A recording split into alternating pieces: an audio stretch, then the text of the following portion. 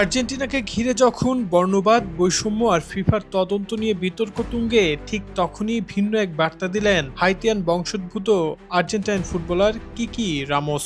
সম্প্রতি এক সাক্ষাৎকারে তাকে প্রশ্ন করা হয়, আর্জেন্টিনায় কখনো কি বর্ণবাদ বা বৈষম্যের শিকার হয়েছেন? তার জবাব ছিল একেবারে স্পষ্ট, না। আর্জেন্টিনায় আসার পর থেকে আমি কখনো বৈষম্যের শিকার হইনি। শুধু তাই নয়, তিনি আরো বলেন, যারা বলে আর্জেন্টিনা বর্ণবাদী তারা না জানি এমন কথা বলে। বর্তমানে দেশটি অতিরিক্ত সমালোচনার মুখে পড়েছে, কিন্তু আমার কাছে আর্জেন্টিনা একটি সুন্দর দেশ।